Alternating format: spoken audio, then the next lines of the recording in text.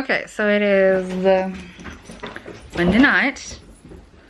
The cats are going literal nut bags. I just got home and I still have to cook dinner and stuff, but I did finish Lexicon today, which was an adventure.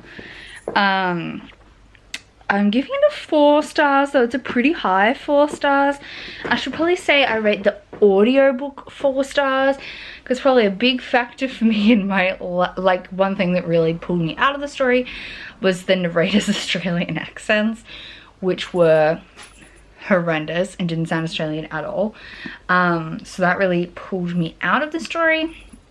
And like a large portion of the story is set in Australia, so there's a lot of Australian accents and it was bad. At first I was like, oh, it's okay, the female narrator doesn't do them, but she does at the end, just not at the start. So that was fun, by which I mean not fun at all. But the actual plot I think was really, really good, except the end got a bit, like, went a bit fast, I think. But overall I really, really enjoyed it. Oh, it was good. It was so good. The like sci-fi fantasy element was just like so intriguing and so cleverly done. Essentially you can manipulate people by speaking certain words, and it's like a skill that you develop, and the way that was all utilized, it was really brutal, and oh, it was so good. This was so brutal, but like really, really good. I'm giving it 4 stars, but it's like a really high 4 stars. I would highly, highly recommend this. And then I was going to read On a Sunbeam by Tilly Walden tonight, but I got a text from Dimmix that this beauty was in, and I think I'm going to drop everything and read this. This is obviously King of Crows by Libba Bray. Yeah, I'm gonna start this tonight.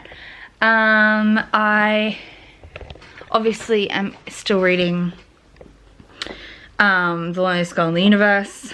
I am now 50 pages in, so we're making a little bit of progress on that, but I think I'm gonna dive right into this. I also started on the drive home The Good Luck Girls by Charlotte something Davis, and I'm really enjoying that, though it's also pretty brutal. It's a YA dystopian,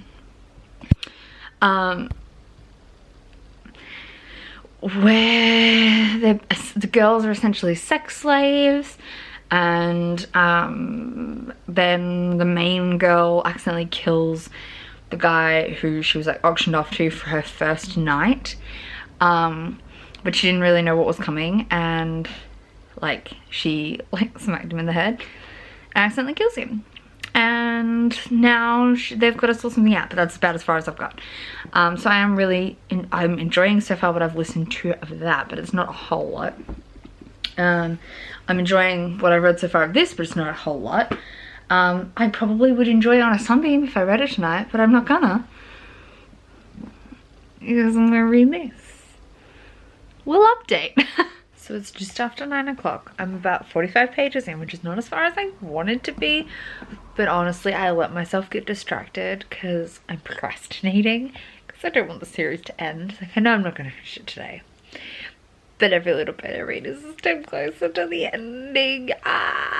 So instead we watched the finale of The Good Place, ate dinner, that good stuff. But now I'm really like settling in for the next little while to read as much as I can tonight. I'm hoping to get to at least 100 pages. Maybe if I'm real lucky I could get a bit further than that. But I do really like that. I did read a recap of Before the Devil Breaks You today, because I was like, I can't remember what really happened in that. But it is coming back to me now, especially because Libba Bray is really good at leaving you threads, especially near the start, like giving you just enough information that it doesn't sound exposition-y or too exposition-y, but gives you the information you need to know, like who's that person and how are they relevant to these other people, blah blah blah. My hair is really staticky. Look at this. Look at this. Oh, I'm gonna charge up again, I think. It's like sticking to me. But I'm going to work on it now. I am really enjoying it, but I feel like we're still really in the setup. But hey, this vlog might be a long one as we go through this. I'm thinking I'll try to stay non-spoilery, but I think I'm going to be pretty detailed in my thoughts as we go. At the moment, kind of neutral because we're in the like setup phase of this book, but I enjoyed it. Good morning. I was about to head to work and realized I haven't actually done anything with my hair yet. I only got like 95 pages in to Before the Devil Breaks You, King of Crows last night. I just kind of got really tired and I was like, you know what, I'm asleep, but I'm gonna definitely continue working on it today. I'm so excited.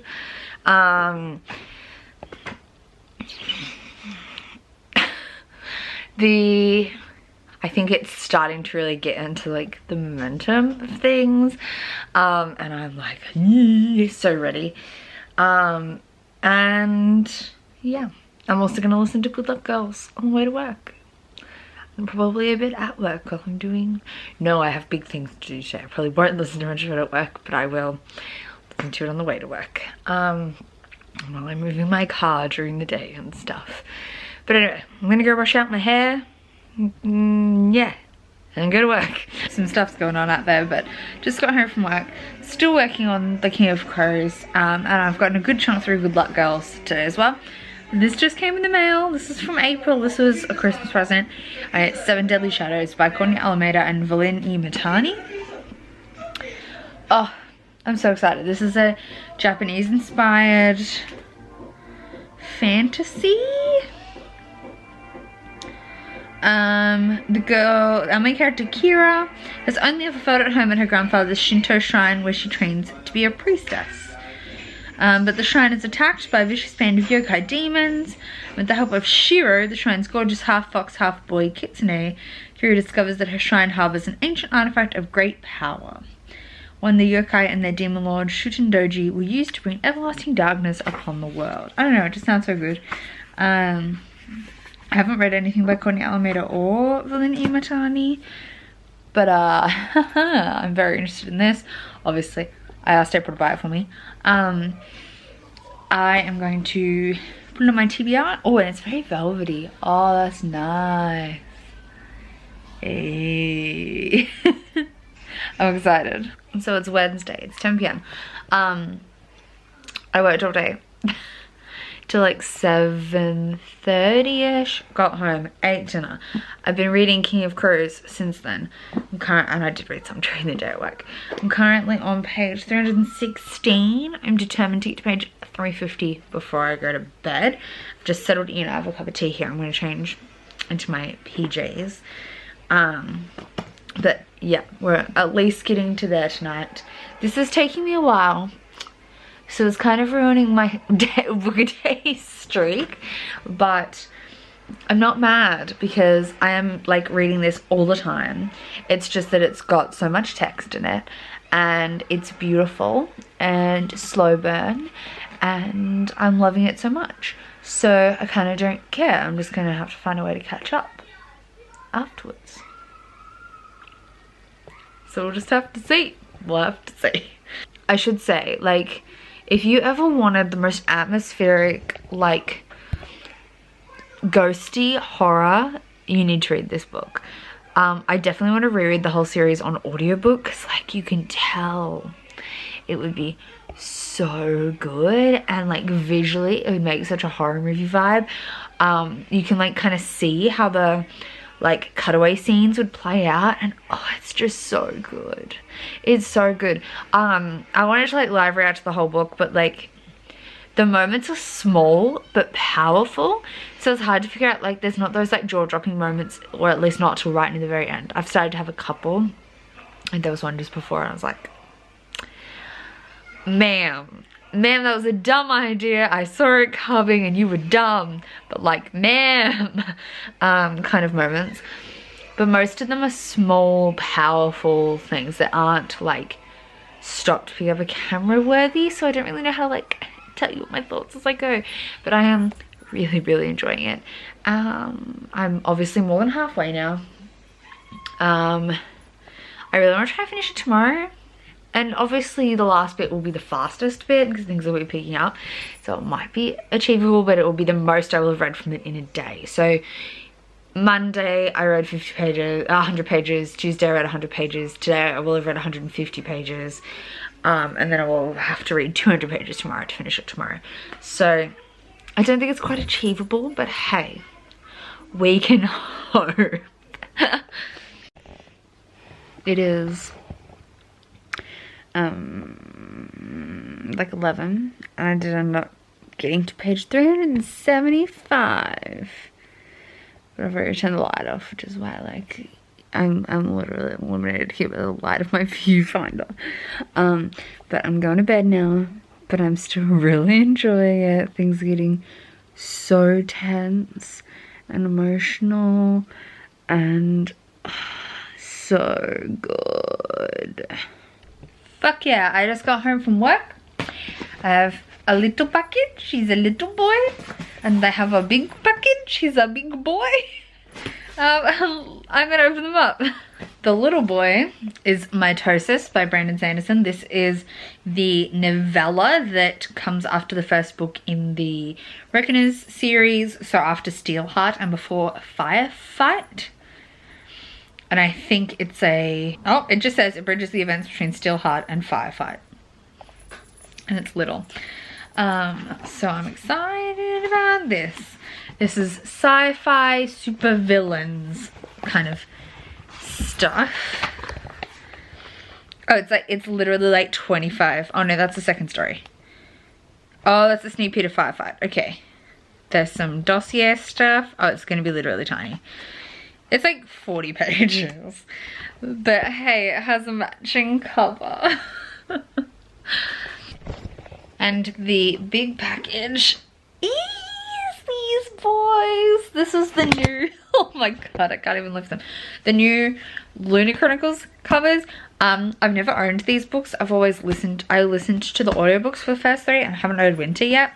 And at first I didn't like these covers and then they grew on me and I'm so glad I got them. They're beautiful. So we have Cress, which is obviously book 3. Scarlet, book 2. They're super floppy as well, like they're the floppiest paperbacks. This is Winter, which is the only one I haven't read. And also Cinder. So glad I picked these up. They're beautiful, they're gorgeous. I'm gonna chuck them on my shelf. And Winter is going on my TBR shelf. I'm very excited to read it. I'm kind of excited to read one of these physically, though it is so long and the pages are so thin. Like they've done the Bible pages again in this edition of Winter. Yeah, it's a journey. It's like over 700 pages. Yeah, it's 800 pages, over 800 pages. God damn. So I'm like 100 pages, just over 100 pages from the end. And something good just happened. And now I'm convinced I know who's gonna die. Whoops. Okay, so I knew things were gonna get intense eventually. I have 50 pages to go. So much has happened in like the last 20 pages. One thing about this series is that each book is a real slow build. Like they're very slow. There's a lot of world and character and atmosphere development throughout like 75% of these, and then everything kind of like comes to a head at the end. I think it's necessary because it's, yeah, like really important for the atmosphere, but it does make it very slow. But anyway, I have 50 pages left, which is like hardly anything in the scheme of things. I'm gonna go make myself a cup of tea and then I'm gonna slam through these last 50 pages because yeah, things are really kicking off. Had a major character death, a big reveal, kind of second major character death, I think, kind of. Actually, yeah, no, there's already been 2 major character deaths, a third maybe. Like a third near death. Things are happening. Things are happening. Hello, it's Friday morning. Did I tell you I finished King of Crows last night? Honestly, can't remember. So, I loved it, if I didn't say that already. Though I gave it a 4 stars, but I feel like on reflection I would probably give a lot of the series a 4 stars using my new rating system. I guess because it's slow, I did talk about this last night. I said last night that it's really slow. But to kind of expand on that, there's a lot of scenes that are there. Fuck, I talked about all this already. Fuck this. I'm going to read today. I'm taking to work with me. Because I know my lunch buddy isn't there, so I'll probably get a chance to read. The Loneliest Girl in the Universe, I'm taking to work. And then also today, would love to read Mitosis by Brandon Sanderson, because it's feckin' short. And On a Sunbeam by Tilly Walden, which is not short, but it's a graphic novel, so like it won't take long. It might take me all evening, but like, I'm gonna try and do that tonight. So that's my reading plans for today. Just got home and I have a mini haul for you. We have, by mini I mean kind of big, House of Leaves by Mark Z. Danielewski. This is a huge beast, but like when you look at it, the inside, it shouldn't actually take as long to read. It's like told in a super weird format, and it's a horror? Not 100% sure. It is very similar, I think, in like constructed concept to S by Doug Dorst and J.J. Abrams. So I'm super excited to read that. I don't know when exactly it's going to happen, but I'm so excited for it. My copy of The Deep by Rivers Solomon arrived. Hello! The Deep by Rivers Solomon with Daveed Diggs, William Hudson, and Jonathan Snipes. I'm probably actually going to read this in like the next handful of days. I really want to know what these other authors contributed. Like, Daveed Diggs is a rapper. I don't know. I'm probably gonna, I might try and read this weekend. I think I'm gonna add it to the TBR for the weekend. Armistice, which is the sequel to Ambelo by Lara Elena Donnelly. This is a 20s Art Deco style fantasy. And I had really mixed feelings about the first one. Like, I enjoyed it, but also didn't enjoy it. But I'm really interested to see how book 2 goes. We got The Lady's Guide to Celestial Mechanics by Olivia Waite, because it's a sapphic, literally like Avon romance, and apparently it's amazing. And then from the bookstore, I picked up The Throne of the Five Winds by S.C. Emmett, which I know basically nothing about, except the thing says 2 queens, 2 concubines, 6 princes, innumerable secret agendas, a single hidden blade. So it's first in a series. I think there might be some queer shit, but I don't really know, but it's pretty chunky. It's like 650 pages, but I don't know, it looks pretty good. Oh, and there's footnotes, but they look like just info dumpy kind of ones. Oh, it's a translated work. I don't know, maybe it's like a fake translated work. Unclear. I think it might be a fake like as in translated from fantasy languages. We'll see. A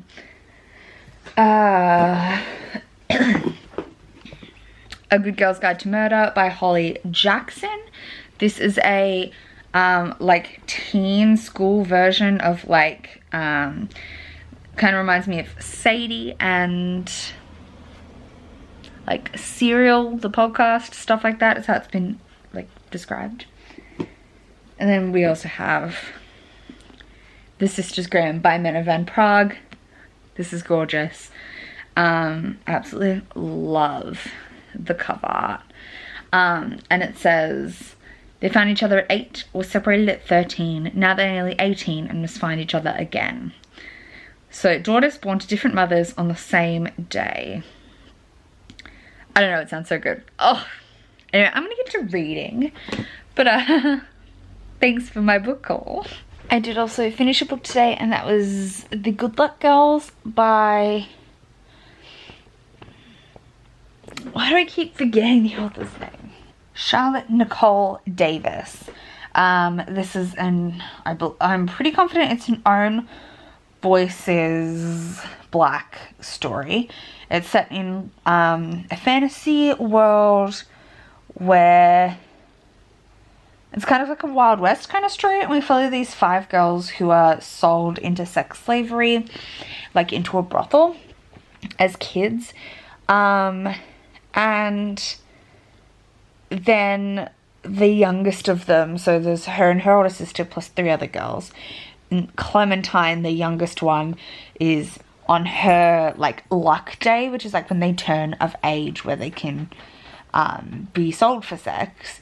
They get auctioned off, and on that day the guy that buys her is really violent, and to protect her own life she kills him, but then obviously that puts them in danger. So her and her sister and these 3 other girls all go on the run from the law, and they become bandits and like outlaws, and it's really entertaining. It was really fun to listen to. It was a weird thing, the very start with the murder, like, or killing, was in Clementine's closed perspective, not first person, but like close, like limited third person. And then it switches to her older sister, Asta, and stays with her the rest of the way. From the way it started with Clementine, I expected it to kind of jump between the girls, but it doesn't. It really sticks limited close to Asta the rest of the way.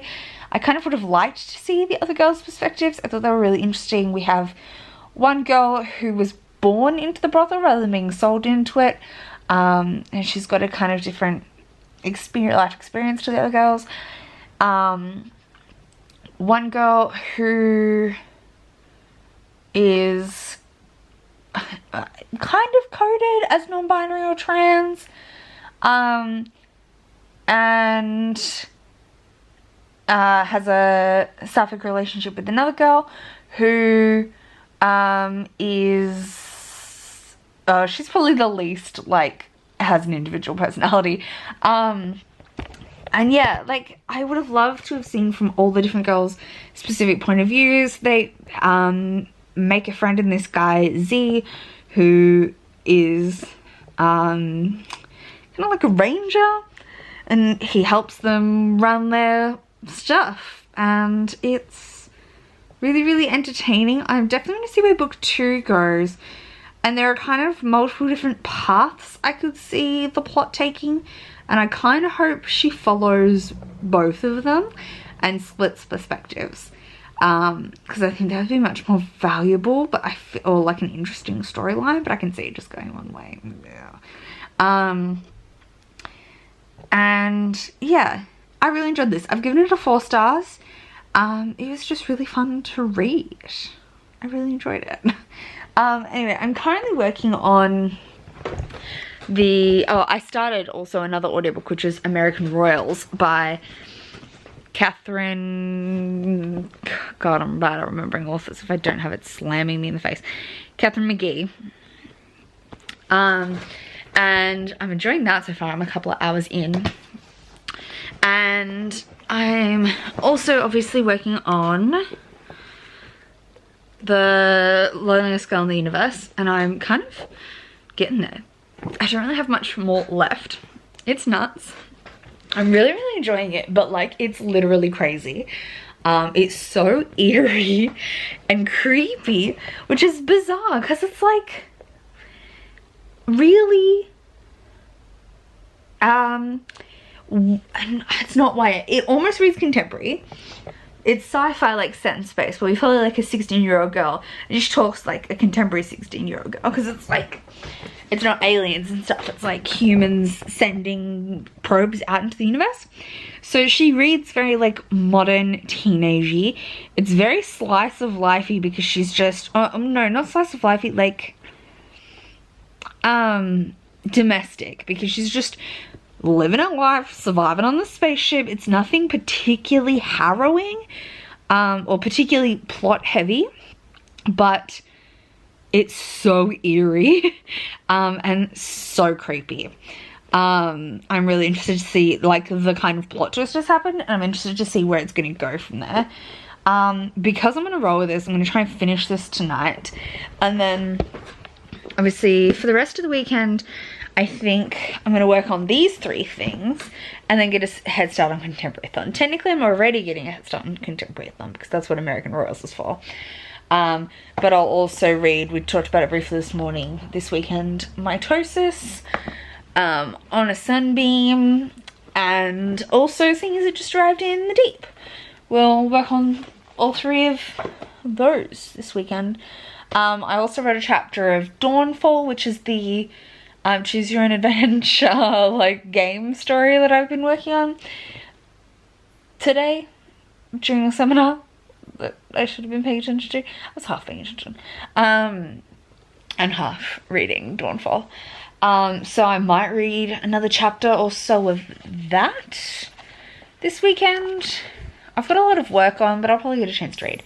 So definitely gonna read The Deep, Mitosis, and On a Sunbeam this weekend. And then if we get through all that, I might start on Get a Life, Chloe Brown for Contemporary-thon. So yeah, that's the plan for the weekend. But I have work tonight, and then we're going to see Chicago tomorrow night, and then I got working on the next night. So I really don't have that much time to read, but we're gonna make it work. So I finished The Loneliest Girl in the Universe. It was pretty good. I gave it 4 stars. I was a bit scared for a while that the ending wouldn't quite deliver. It just seemed there was still so much to wrap up, and it was really quickly drawing to the end, but it did do a decent job once it got there. I think it could have been a better ending, but it was a pretty good ending. I was a bit concerned the ending would ruin it, and it didn't. So I'm going to pick up The Quiet at the End of the World, which is her next book. And she also has a online thing, an online novel called An Unauthorized Fan Treatise, I think, which I've added to my currently reading, but I'm not actually reading it yet. I'm just convinced I'm going to forget about it. It's entirely online, it's serialized, it's not quite finished yet, so I'm not going to like jump in to start it yet.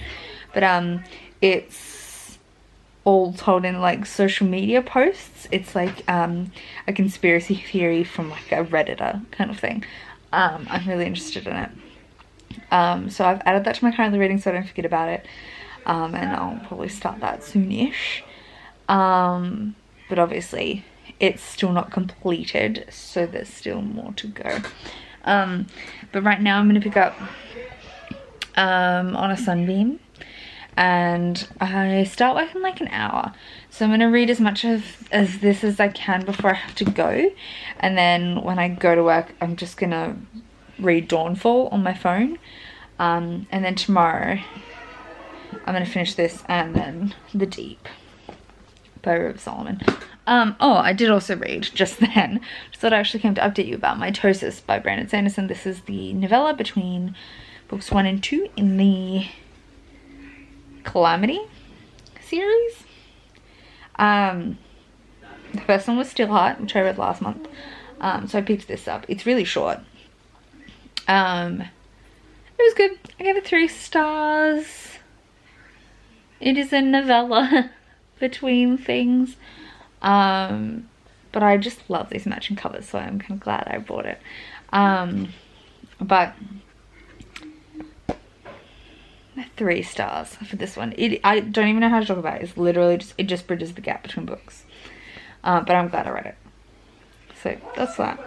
But yeah, I'm gonna kick into On a Sunbeam and see how far I get before I go to work, and then I'm gonna read some more of Dawnfall. It's gonna be a good time. Good morning. I meant to vlog some of last night, but I didn't do that at all. Last night we went into the city to watch Chicago. I really enjoyed it. There were some things I was like, you would have done that a bit better, but I guess I think that a lot about most shows. But this morning I slept in and then I've started The Deep by River Solomon. I'm currently on page 65, so I'm about half, or just under halfway through. I'm really loving this. I also listened to the EP it's kind of based on. It's only like 3 tracks. Really, it's like 1 track.